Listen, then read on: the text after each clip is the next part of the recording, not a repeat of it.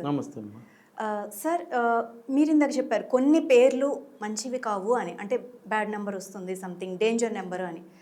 ఆ పేరు ప్రభావం మనిషి మీద అంత ప్రభావం చూపిస్తుందా ఆ పేరు? అంత ప్రభావం చేస్తుందా అని చెప్పి క్వశ్చన్ చేసుకునే ముందు మీ దారిని మీరు వెళ్తున్నారు రోడ్డు మీద. ఓకే.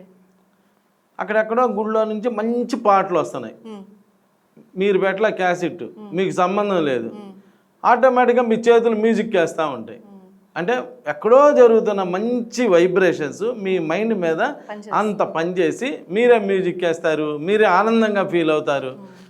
అసలు నడిచినట్టు కూడా అర్థం కాదు ఒక మాటలో చెప్పాలంటే.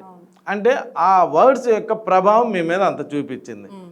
అలానే మీ దాన్ని మీరు వెళ్తున్నారు, ఎవరో ఒక చోట బాగా అరుచుకుంటున్నారు, మీకు సంబంధం లేదు, మిమ్మల్ని అరవటం లేదు, మీ జోలికి రాలేదు, కానీ వాళ్ళు ఏదేదో మాట్లాడుకుంటున్నారు. మీకు తెలియకుండానే అనవసరంగా ఈ రోడ్డుకి వచ్చామే, అట్నుంచి వెళ్ళాలనుకున్నాను అప్పటికి ఇటు వచ్చానే అని మీరే ఫీల్ అయిపోతుంటారు.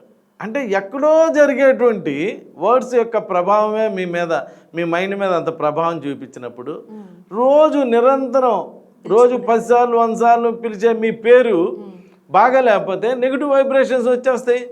పాజిటివ్ వైబ్రేషన్ అయితే పాజిటివ్ వైబ్రేషన్స్ వస్తాయి. అందుకని వినసొంపుగా ఉండేటువంటి పేర్లు కూడా పెట్టుకోవాలి, మీనింగ్ఫుల్ వర్డ్స్ పెట్టుకోవాలి. అంతకుముందు పూర్వీకులు ఏం చేసేవాళ్ళు, అమ్మవారి పేర్లు అలా పేర్లు పెట్టుకునేవాళ్ళు, అవి వినటానికి కూడా చాలా చక్కగా ఉండేటువంటి పేర్లు పెట్టుకునేవాళ్ళు. అప్పుడు అవి కూడా బాగుండే. తప్పనిసరిగా ఎవరు ఎన్ని చెప్పినా కానీ మన మీద వైబ్రేషన్స్ పడతాయండి. అది పాజిటివ్ అయితే పాజిటివ్ వైబ్రేషన్ పడతాయి, నెగిటివ్ అయితే నెగిటివ్ వైబ్రేషన్ పడతాయి. మీరు ఒక బండి మీద వెళ్తున్నారు, పైన ఫ్లైఓవర్ ఉన్నది, ఆ ఫ్లైఓవర్ మీకు తగలదని మీకు ఎప్పుడో తెలుసు, మీకు ఆటోమేటిక్ తెలుసు, ఎన్నోసార్లు వెళ్ళారు ఆ ఫ్లైఓవర్ మీద అని. ఆ ఫ్లైఓవర్ వచ్చేటప్పుడు తల ఆటోమేటిక్గా డౌన్ అవుతుంది. ఎందుకని?